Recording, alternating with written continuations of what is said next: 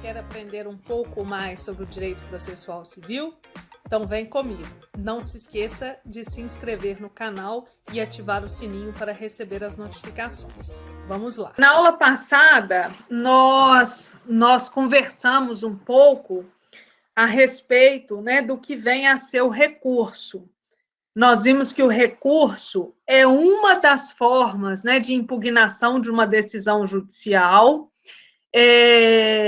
Através do recurso, a parte pode levar até uma autoridade superior a sua insurgência, a sua insatisfação em relação àquela decisão que foi proferida.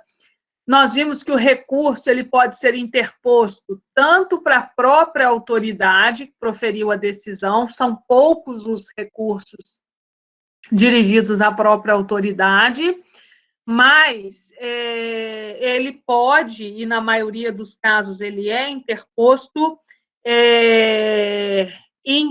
diante de uma autoridade superior. Aí nós relembramos aquele organograma do Poder Judiciário, em que nós temos, o órgão revisor das decisões dos juízes de primeira instância são os tribunais de segunda instância, compostos aí por um juízo colegiado de, no mínimo, 3 desembargadores. Vimos também que, excepcionalmente, é cabível recurso a tribunais superiores, no caso da Justiça Comum, ao Superior Tribunal de Justiça, ao STJ, ou ao Supremo Tribunal Federal, nos casos de violação direta a algum dispositivo da Constituição, e ao Superior Tribunal de Justiça para uniformizar a interpretação da legislação federal. Depois nós vamos estudar cada um dos recursos e vamos aprender qual que é a finalidade deles. Hoje nós vamos falar um pouquinho sobre o objeto, que tipo de decisões são passíveis de recurso. Na aula passada, nós relembramos que são 3 os atos próprios do juiz. Nós temos as sentenças, as decisões interlocutórias e os despachos, não é isso? Aí nós relembramos que os despachos são aquelas manifestações da autoridade judiciária na qual o magistrado apenas faz aquilo que a lei determina. Então, assim, uma das características do despacho é que eles são irrecorríveis. Por que os despachos são irrecorríveis? Justamente porque eles não são dotados de cunho decisório. Quando o juiz profere um despacho, ele simplesmente está fazendo aquilo que a lei determina que ele faça. Então, assim, ele não emitiu ali nenhum juízo de valor, ele não decidiu se a parte tem ou não tem razão. Ele simplesmente fez o que a lei determina. Então, vamos pensar. Se uma parte requer a produção de prova pericial, o ato de analisar se cabe ou não a prova pericial, isso é uma decisão interlocutória. Por quê? Isso tem cunho decisório. Agora, quando o juiz já decidiu, ele já autorizou a produção da prova, o ato dele nomear o perito, por exemplo, é um mero despacho. Por quê? Se ele autorizou a prova pericial, necessariamente ele precisa nomear um perito para que aquele expert realize a prova pericial. Então, os despachos, eles são atos próprios do juiz, que, inclusive, podem ser praticados, alguns deles podem ser praticados através de atos meramente ordinatórios pela própria Secretaria do Juízo, e eles não têm cunho decisório. Como não tem cunho decisório, os despachos são irrecorríveis por expressa disposição legal. A gente já vai ler o artigo.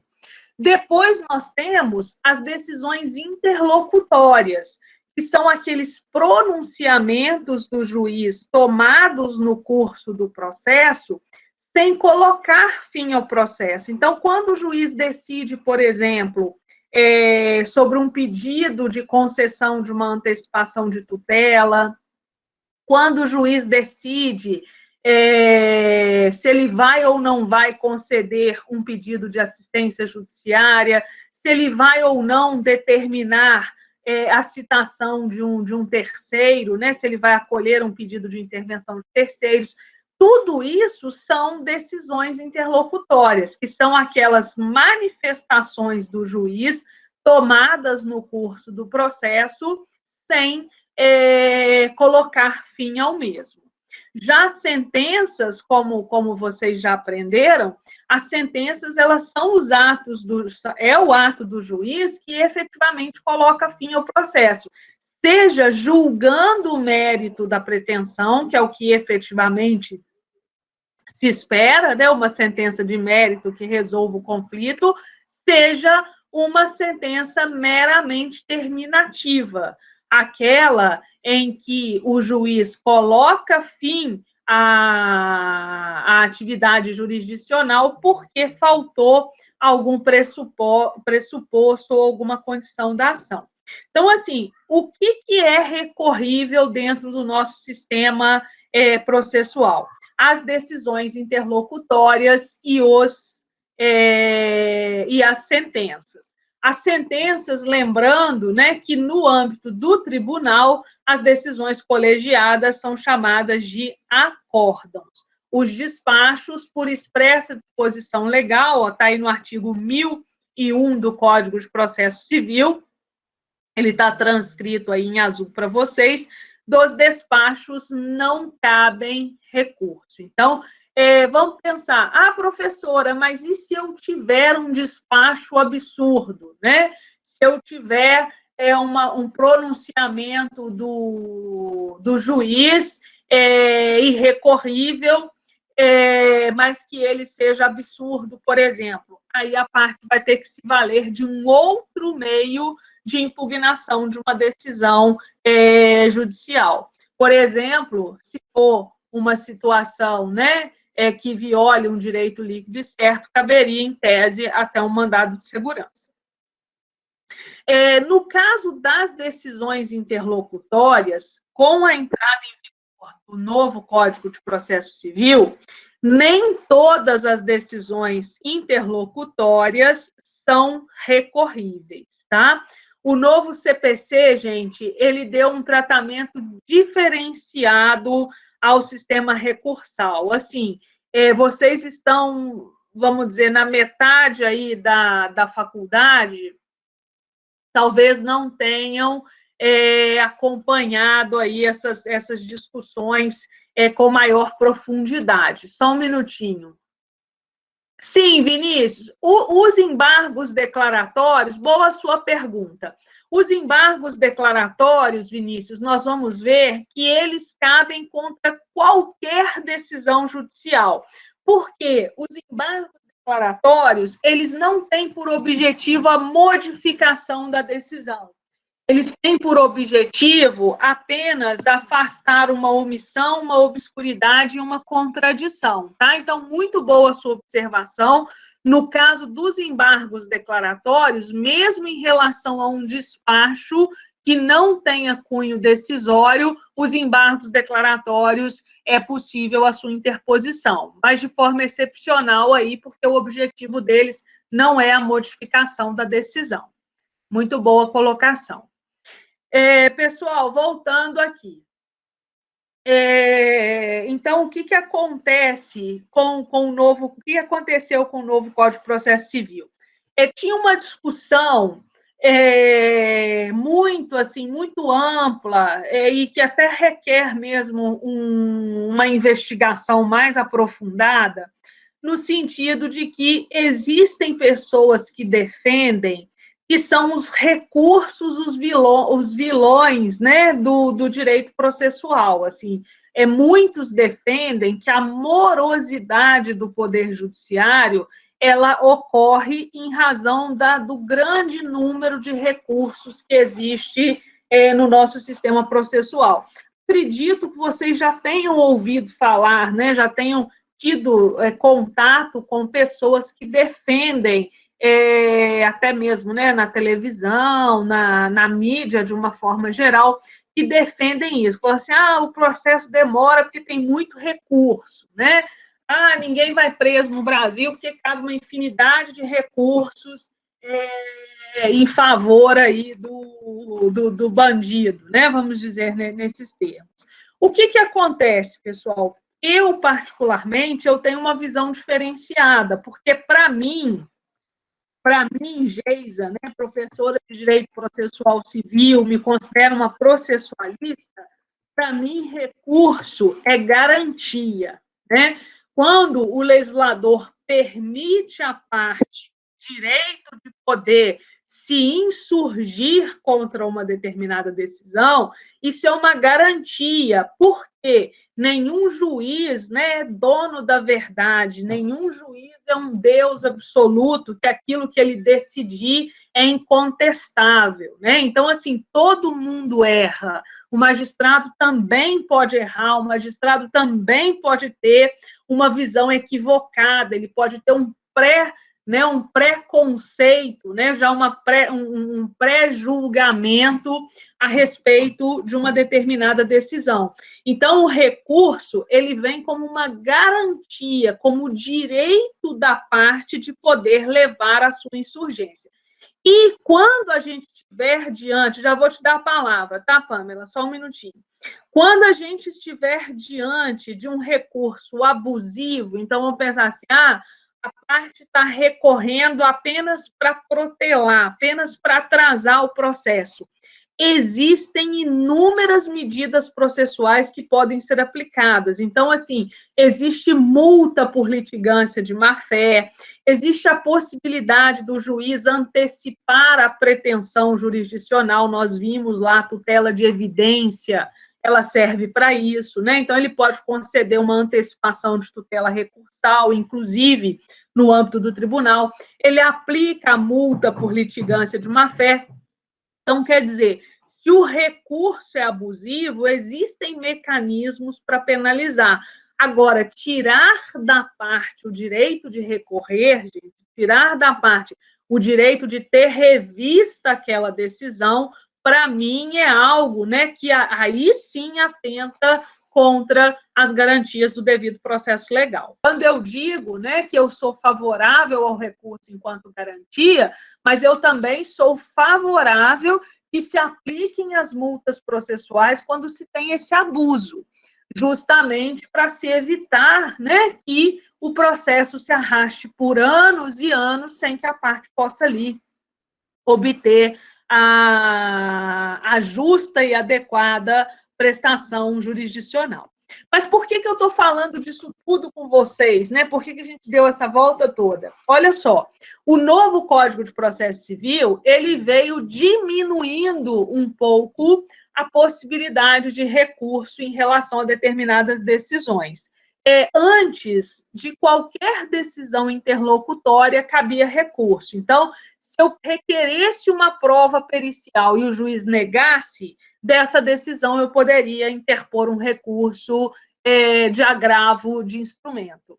Se eu pedisse ao juiz, por exemplo, né, a expedição de um ofício ao INSS, se o juiz negasse contra essa decisão, eu poderia já interpor um recurso e levar a questão até o Tribunal de Segunda Instância para apreciação.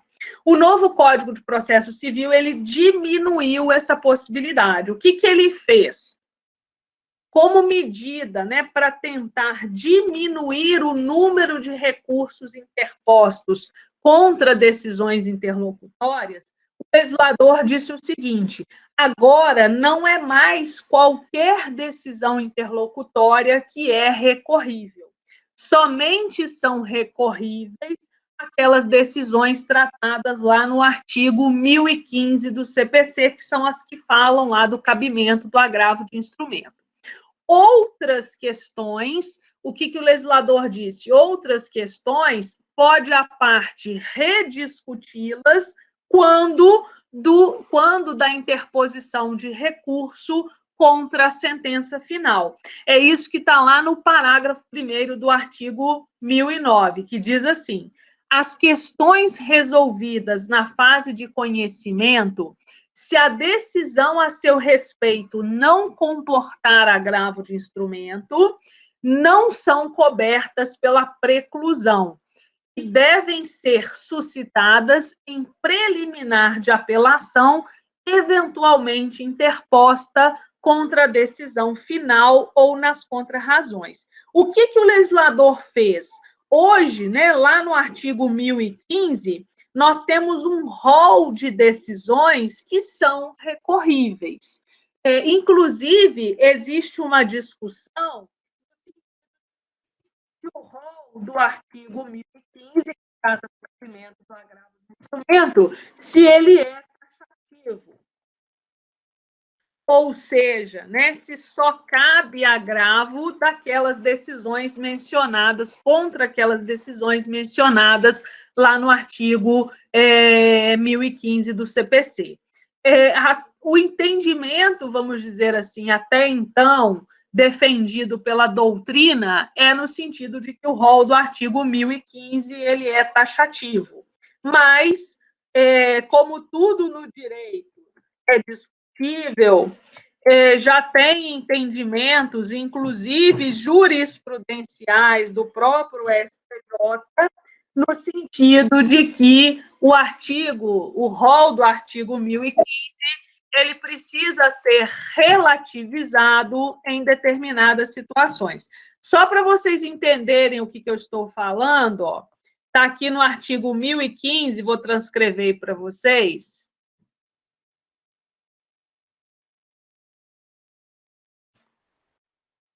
Para a gente poder... Tela preta? Espera aí. Deixa eu ver aqui. É porque eu mudei lá. Agora voltou, né? Mas olha só, olha aqui o artigo 1015. Cabe agravo de instrumento contra as decisões interlocutórias que versarem sobre tutelas provisórias, mérito do processo, rejeição da alegação de convenção de arbitragem, incidente de desconsideração da personalidade jurídica, rejeição do pedido de gratuidade da justiça ou acolhimento do pedido de sua revogação, exibição ou posse de documento ou coisa, exclusão de litisconsorte, rejeição do pedido de limitação de litisconsórcio, admissão ou inadmissão de intervenção de terceiros, concessão, modificação ou revogação do efeito suspensivo aos embargos à execução, redistribuição do ônus da prova, outros casos expressamente previstos em lei, como você tem lá na Lei da Ação Civil Pública, quanto você tem lá na Lei do Mandado de Segurança, também caberá agravo de instrumento contra as decisões interlocutórias proferidas na fase de liquidação de sentença ou de cumprimento de sentença, no processo de execução e no processo de inventário. Quer dizer, o legislador, quando alterou o cabimento do agravo de instrumento no novo CPC, ele criou um rol, né? Ele elencou ali algumas decisões que ele, legislador, entendem que são urgentes e não podem esperar. Se eu peço uma antecipação de tutela e ela é concedida ou ela é negada, isso é uma coisa urgente. Então, assim, se o juiz nega ou concede, eu preciso levar aquela minha insurgência para o tribunal de imediato. Por quê? Se eu for ficar esperando o juiz proferir a sentença final, aquela situação de urgência, né, ela pode inviabilizar o exercício do direito posteriormente. Então, é algo que o tribunal precisa conhecer desde logo. Agora, se eu requeiro uma prova, por exemplo, eu quero uma prova pericial, que o juiz nega, isso não é uma coisa que precisa ir de imediato para o tribunal. Por quê? Às vezes aquela prova não é necessária. Vamos pensar que eu sou autora, eu peço a prova pericial, o juiz nega a prova porque ele entende que ela não é necessária. Vocês já aprenderam que o destinatário da prova é o juiz, né? Então, se ele entende que a prova não é necessária, ele não precisa concedê-la.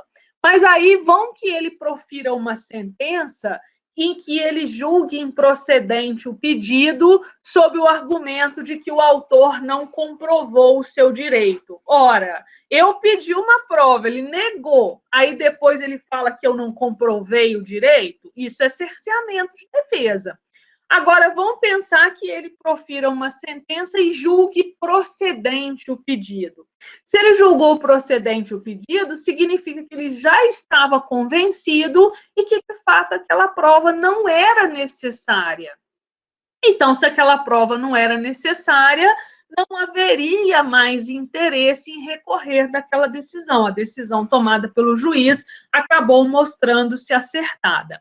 Essa é que foi a ideia do legislador. O legislador ele quis permitir que somente algumas decisões pudessem ser levadas de imediato ao tribunal. Só aquelas consideradas urgentes, só aquelas que fossem, né, consideradas como se não fossem conhecidas naquele momento, o prejuízo seria muito maior.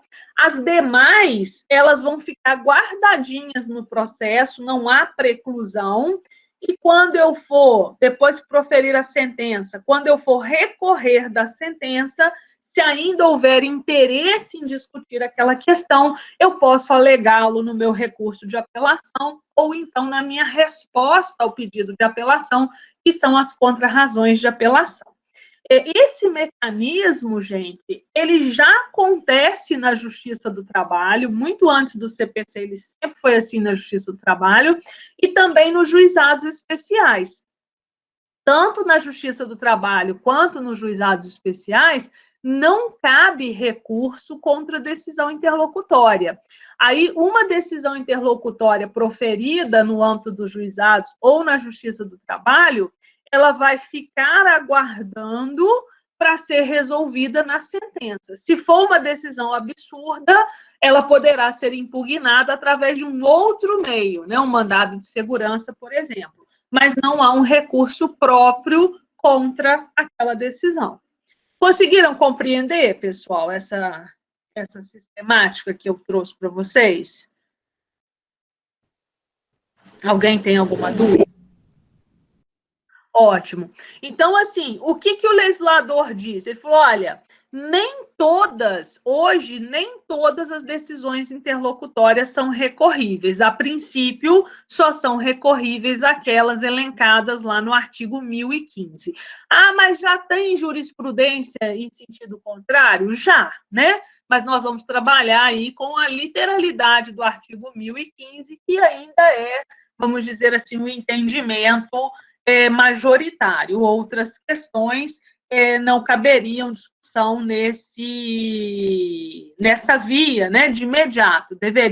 Deve-se aguardar até o proferimento da sentença. O artigo 994, ele traz para a gente os vários recursos, as espécies de recurso. E aí, aqui, gente, é legal até para a gente voltar um pouco naquilo que nós falávamos, né? O Renato colocou aí o seu entendimento, no sentido de que são muitos recursos, e são mesmo, olha aí. Só no âmbito do processo civil, aqui nós temos 9 recursos, né? Que a parte pode interpor. Então, se você pensar assim, que cada recurso desse, em tese, né, levaria aí 1 ano para ser resolvido, nós teríamos aqui 9 anos, né? Não é bem assim, tá, gente? Uns são mais rápidos, outros são mais demorados, mas só aí fazendo uma conta rápida, grosso modo, de fato, são muitos recursos. Só que nós vamos aprender que hoje também existem muitos filtros, tá? Então, não necessariamente eu consigo interpor todos esses recursos em um mesmo processo, né? Principalmente depois da segunda instância, como eu comentei com vocês na aula passada, hoje toda a lógica do legislador é que os recursos se encerrem na segunda instância, porque a segunda instância é que é a instância revisional, é que é a instância que vai o quê? Servir, vamos dizer assim, para que a parte impugne, né, para que a parte questione uma decisão judicial. Então, a verdadeira instância revisora é a segunda instância. Tribunais superiores, hoje, eu só consigo levar a um tribunal superior uma questão que seja uma questão relevante de direito. Então, eu tenho aqui, ó, como recursos de decisões de primeira instância, a apelação, que nós vamos aprender. A apelação é o recurso cabível contra a sentença. Então, se eu tenho uma sentença, isso é bom a gente já ir guardando, tá? Nós vamos estudar cada um desses recursos e a característica de cada um deles, mas é bom a gente já ir sabendo. Por quê? Na próxima aula, nós vamos aprender que existe um princípio aplicável ao recurso, que é o chamado princípio da adequação. Nós temos dois princípios, na verdade, o princípio da adequação e o princípio da singularidade, que eles estão muito relacionados. Eles querem dizer o seguinte: só existe um único recurso, como regra, para combater uma determinada decisão. Isso é o princípio da unirrecorribilidade. Eu tenho uma decisão, só cabe um recurso contra ela. A única exceção são exatamente os embargos declaratórios, porque como eles não têm finalidade de modificar a decisão, mas apenas de afastar uma omissão, uma obscuridade ou uma contradição, eu posso interpor primeiro embargos declaratórios e depois o recurso próprio. Mas eu só consigo modificar uma sentença através de uma apelação. Por quê? De acordo com o princípio da singularidade ou unirrecorribilidade, o recurso próprio para combater uma sentença é a apelação. Nós vamos estudar. Depois eu tenho ainda, contra decisões de primeira instância, o recurso de agravo de instrumento, que é o recurso cabível contra decisão interlocutória de primeira instância. Então, qualquer decisão, né, proferida no curso de um processo de primeira instância, né, não é um processo já no âmbito do tribunal, que o juiz não resolva através de uma sentença, ele não resolva o processo, o recurso adequado, se cabível, porque nós acabamos de falar que nem toda decisão interlocutória cabe recurso, se cabível é o agravo de instrumento. Na legislação anterior, nós tínhamos outros. Na legislação anterior, a gente tinha o agravo retido. Esse agravo retido podia ser escrito, podia ser oral, hoje não tem mais. Hoje, contra decisão interlocutória de primeira instância, se couber recurso, é agravo de instrumento. Um outro recurso típico de primeira instância são os que a gente vai estudar primeiro: apelação, agravo de instrumento e embargos de declaração. Embargos de declaração, já adiantando, ele cabe contra qualquer decisão. Seja ela, nós comentamos respondendo a pergunta do Vinícius, seja ela um despacho, uma decisão interlocutória ou uma sentença. Por quê? Os embargos de declaração ou embargos declaratórios, embora sejam previstos como recursos, eles não têm a finalidade de modificar a decisão. Ele tem por finalidade afastar uma omissão, uma contradição ou uma obscuridade. Então, assim, ele é um recurso que visa complementar a decisão. Às vezes o juiz falou uma coisa, vamos dizer que o juiz diz assim, intime-se a parte para recolher as custas, mas a guia de custas já está juntada lá no processo. Você vai fazer embargos declaratórios, mas como assim, né? Intimar para recolher custas se as custas já estão juntadas lá as folhas tais do processo? Seria um exemplo, né? Vamos pensar numa sentença, por exemplo, que o juiz deixe de fazer uma condenação da parte sucumbente ao pagamento de honorários advocatícios. Cabem embargos declaratórios para que o juiz supra essa omissão inclua a condenação em honorários. Depois nós temos o agravo interno. O agravo interno já é um recurso próprio de tribunal. Nós vamos ver que o agravo interno, ele cabe contra uma decisão tomada por um único desembargador no tribunal. Lembram que nós falamos que as decisões do tribunal, elas são decisões colegiadas? Então, normalmente no tribunal, a decisão se dá através de um órgão colegiado. Eu tenho ali 3 ou mais.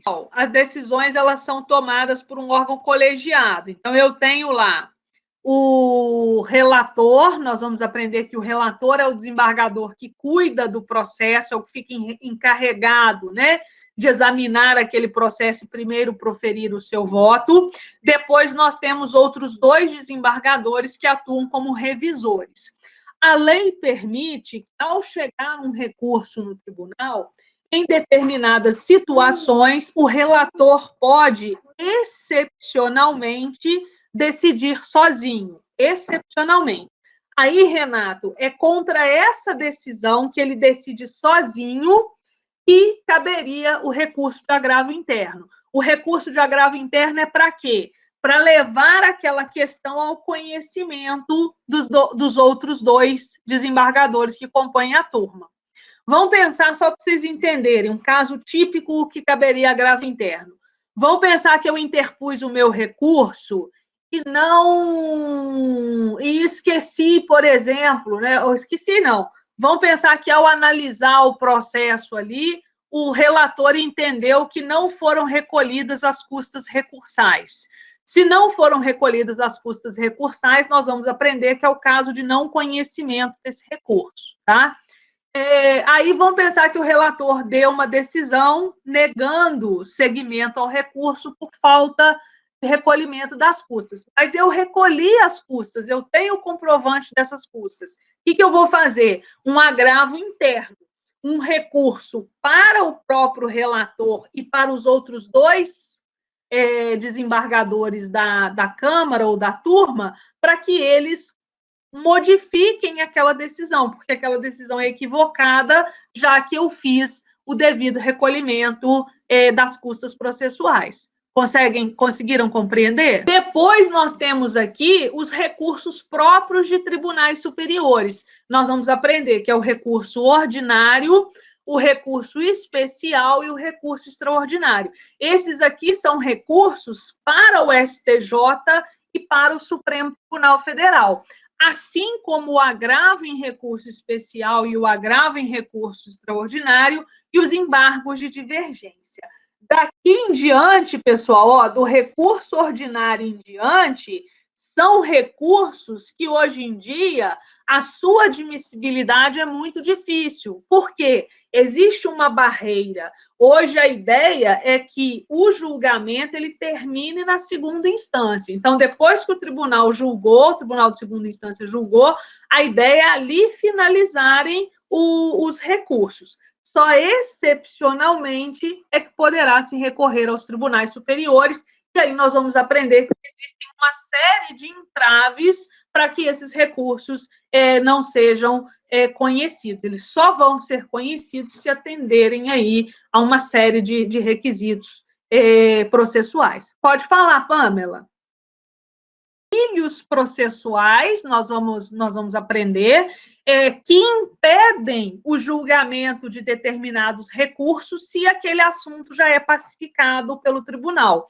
Hoje, eu não sei se vocês já ouviram falar, existe um incidente, nós vamos estudá-lo aqui, tá? Mas eu não sei se vocês no estágio já ouviram falar, é incidente de demandas repetitivas, que ele diz o seguinte, olha só, se eu tenho um caso que aquilo está levantando, né, inúmeros recursos, isso é muito comum lá no INSS, você tem lá inúmeros recursos chamados aí de demandas repetitivas. O que a legislação processual prevê? A possibilidade do STJ selecionar, o STJ ou o Supremo ou o Tribunal de Justiça, até qualquer tribunal, dele selecionar um caso específico, e aí esse caso específico, eles vão julgar, e enquanto eles julgam esse caso específico, todos os outros vão ficar parados. Então, vamos pensar lá, eu tenho 100 mil processos em tramitação na Justiça Federal, discutindo se é necessário eu esgotar as vias administrativas antes de eu ingressar com uma ação judicial pleiteando um benefício previdenciário. Isso é um caso real. E o que acontece? O STJ foi lá e determinou, olha, isso é um caso de instauração de incidente de resolução de demandas repetitivas. Então, ele escolheu um ou alguns processos desses 100 mil, vamos pensar que ele escolheu 3 processos desses 100 mil, e ele mandou paralisar todos os outros. Então, todos os outros 99.997 vão ficar paralisados. Depois que o STJ julgar esse caso, né, esse processo tomado como modelo, a decisão que eles tomarem vai ser aplicada a todos esses outros processos que têm igual demanda. Então, isto é uma realidade trazida pelo novo Código de Processo Civil. No caso de recursos, né, chamados aí de demandas repetitivas, nós vamos ver que hoje é possível, até como um mecanismo para acelerar o julgamento, que os tribunais elejam um ou mais recursos como sendo um caso modelo, e a partir da decisão tomada nesse caso modelo, eles vão aplicar a decisão aos demais. É muito parecido também, gente, com o Instituto da Repercussão Geral. Só que a repercussão geral, ela é exclusiva do Supremo, né? Então, o que o Supremo faz? O Supremo vai lá, escolhe alguns assuntos como sendo de repercussão geral, manda paralisar todos os outros processos. Quando eles decidem, se eles, por exemplo, no caso de uma súmula vinculante, só o Supremo que pode fazer.